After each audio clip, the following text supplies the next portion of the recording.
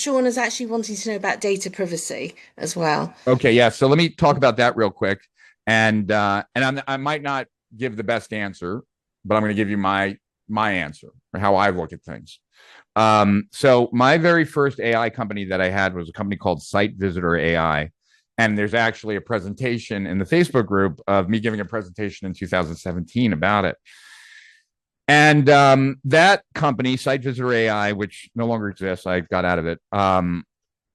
What we did is, and actually there have been many people that have done something similar since, but we identified people that came to your website for 5 cents a visitor, whether they ever opted in or anything. And we could tell you who they were, where they lived, what their credit score is, everything, just based on someone visiting your website. And it didn't matter if they were using a VPN or anything else.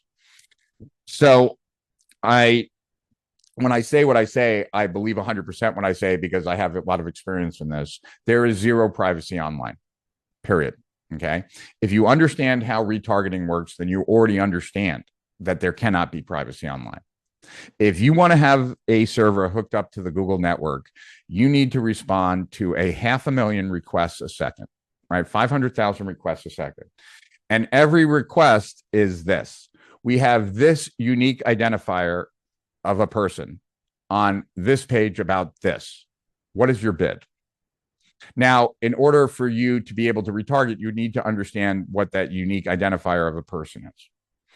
And there are plenty of people that have figured that out, the hex code, and reverse engineered it so that they have everybody and what pages they're on and everything else. And that's how you can buy in market leads, etc. So there are many different lead companies out there. There's a company called Simple Check, and for $3 or $4 a lead, they'll tell you like 4 points of data, and they'll tell you what the person's reported income is to the IRS, how much they have currently available on all their credit cards, their current credit score, and a few other points of data. A company like Fanbasis, if you pay $3 or $4 a lead, will give you 400 points of data, right? So all that information. So from where I come from, privacy is an illusion, all right?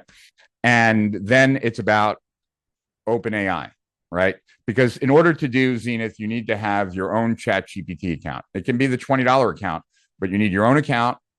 And it can't be an account that you share, because it will then totally mess up the data, and it won't know you. It will know a multi-personality. And OpenAI makes all its money from what it charges people. It's not like Google that makes money on selling your data. OpenAI makes no money selling your data. They make their money by having a membership. You're paying a subscription, and they will guard that as best they can, because they're in the business of having a relationship with you and you paying for that relationship. They're not in the business of you as the product being sold to other people.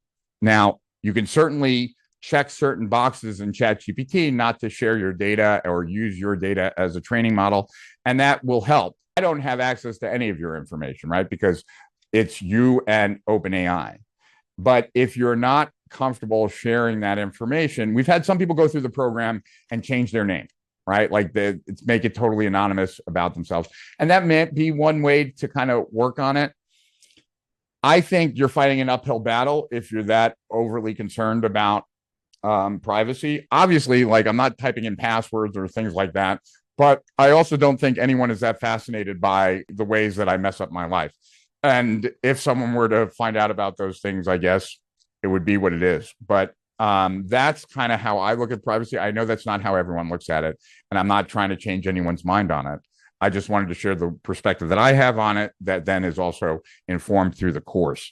And if that is a big sticking point for you, then you probably shouldn't join. And I mean that, I hate to say that, because you rob yourself of the ability to get all this benefit. But if you're going to be forthright with the AI, then you're not going to get the benefit anyway. It'd be like going to the doctor and lying about your symptoms and hoping to get better. It's just not going to happen. So better off to just, I guess, keep your perspective about privacy, but just know that it's an illusion, you know? And hopefully that answers the question. I wish I could give you a better answer. I'm just giving you my best answer.